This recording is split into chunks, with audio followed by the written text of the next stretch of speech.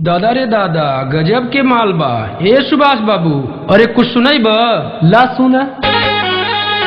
लाली भइल रसगुल्ला, लाली भइल रसगुल्ला।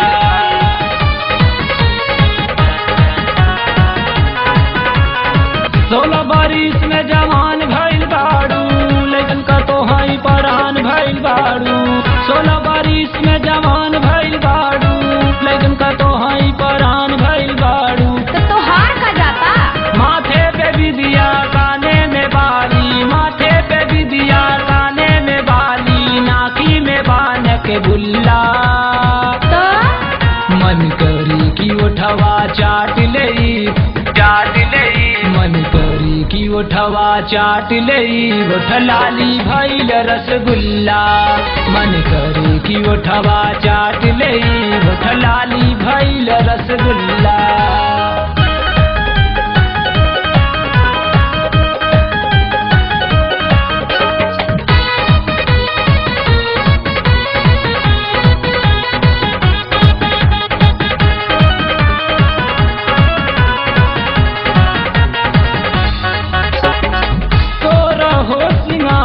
सजल तो रहे बरिस में, गदरल जवानी डूबल महुआ के रस में, महुआ के रस में।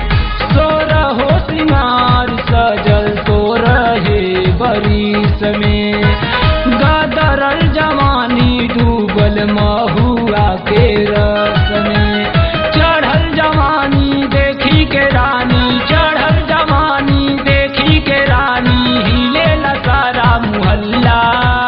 अच्छा, मन करी की उठवा चाट लई, चाट लई, मन करी की उठवा चाट लई। उठ लाली भइल रसगुल्ला, मन करी की उठवा चाट लई। उठ लाली भइल रसगुल्ला।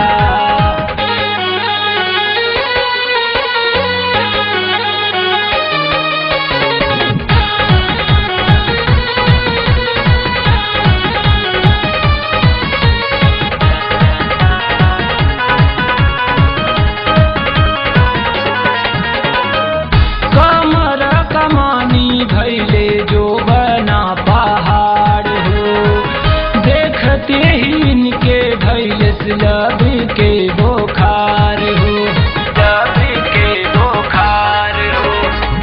कमर कमानी भैले जो बना पहाड़ हो, देखते ही इनके धैले लब के बोखार हो। गजब समान बा सभे परेशान बा, गजब समान बा सभे परेशान बा, ढूंढी देखावली खुल्ला। नॉनसेंस। मन करी की उठवा चाट लई, चाट लई, मन करी की उठवा चाट लई। उठ लाली भइल रसगुल्ला, मन करी की उठवा चाट लई। उठ लाली भइल रसगुल्ला।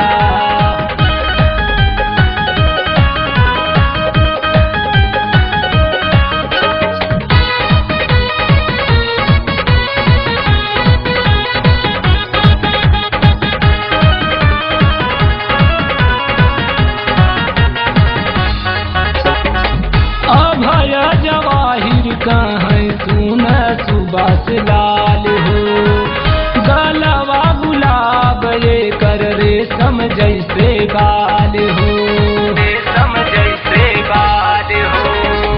अभय जवाहिर कहीं सुन सुबास लाल हो, गलवा गुलाब ये कर रेशम जैसे बाल हो। पंकज के सथिया बितावले रतिया, पंकज के सथिया बितावले रतिया, करे न तनिको हल्ला। मन करी की उठवा चाट लई, चाट लई, मन करी की उठवा चाट लई। उठ लाली भइल रसगुल्ला, मन करी की उठवा चाट लई। उठ लाली भइल रसगुल्ला।